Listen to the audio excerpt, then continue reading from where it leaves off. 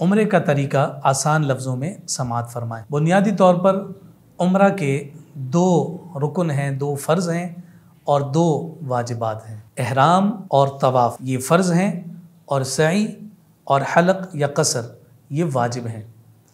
उम्रा की नीयत ये है कि आप जब 2 चादरें एहराम की नीयत से ओढ़ लेते हैं तो 2 रकात नफल अदा करने के बाद आप नीयत करते हुए तलबिया को एक दफ़ा बावाज़ बुलंद अपनी ज़बान पर जारी करते हैं। ये तलबिया नीयत करते हुए एक दफ़ा बावाज़ बुलंद ज़बान से कहना शर्त और ज़रूरी है, वगरना नीयत कामिल नहीं होती। जब आप एहराम की हालत में आ गए तो अब एहराम की सारी पाबंदियाँ आप पर अप्लाई और लागू हो जाएंगी। अल्लाह रब्बुल इज़्ज़त के फ़ज़ल और उसकी तौफ़ीक़ से आपने हवाई सफ़र इख्तियार किया। अब आप मक्कतुल मुकर्रमा की अज़ीम सरज़मीन पर मौजूद हैं। अपना सामान, अपना लगेज वग़ैरह रखने के बाद अगर खाने की हाजत और ज़रूरत है तो खाने पीने के बाद और कुछ देर आराम की अगर तलब हो तो आराम कर लेने के बाद अच्छे अंदाज में वज़ू करके अब मस्जिद हराम की जानिब रवाना हो जाएं। मस्जिद हराम में आप जो ही दाखिल हों और पहली नज़र जब काबतुल्लाह पर पड़े तो काबतुल्लाह पर जो ही नज़र पड़े तो अपने दिल में मौजूद तमाम दुआएं रब्बे ज़ुल जलाल की बारगाह में मांगें कि ये मुस्तजाब वक्त है। यहाँ जो दुआ मांगी जाती है अल्लाह रब्बुल इज़्ज़त उसे कबूल फरमाता है। अब आप उम्रा के जो दूसरा फ़र्ज़ है यानी तवाफ़, उसकी जानिब जा रहे हैं। हजर अस्वद के महाजी आकर आप इस्तक़बाल और इस्तिलाम के ज़रिए से अपने तवाफ़ का आगाज़ करेंगे और 7 चक्कर आप मुकम्मल करेंगे और हर चक्कर मुकम्मल करने के बाद हजर अस्वद पर आप इस्तिलाम करेंगे।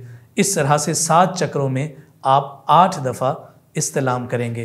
तवाफ़ से फ़ारिग़ होने के बाद 2 रकात जो नमाज तवाफ़ कहलाती है और वो अदा करना वाजिब है। मकाम इब्राहीम के करीब जहाँ जगह मिले उसे अदा कर लें। अगर वहाँ भीड़ हो, इज़्दिहाम हो तो फिर मस्जिद हराम में जहाँ भी जगह मिले इस वाजिब नमाज को अदा कर लिया जाए।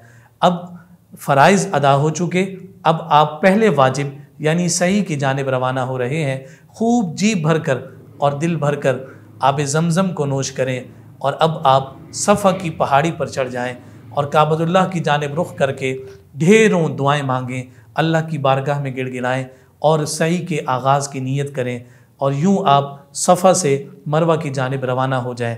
मीलैन अख्दरैन यानी जो मकाम जहाँ दौड़ा जाता है, मसआ भागने यानी दौड़ने की जगह, जैसे ही उस मकाम पर पहुँचें तो तेज़ तेज़ कदम रखते हुए दौड़ने की हालत में इस मकाम को गुजारें।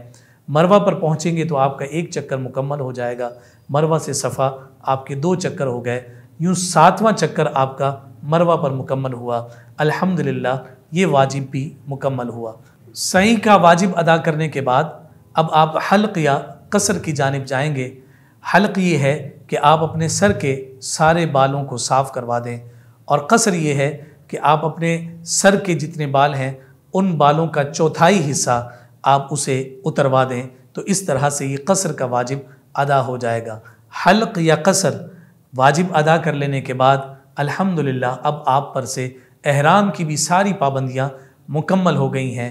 आपको उम्रा की अदायगी बहुत बहुत मुबारक हो।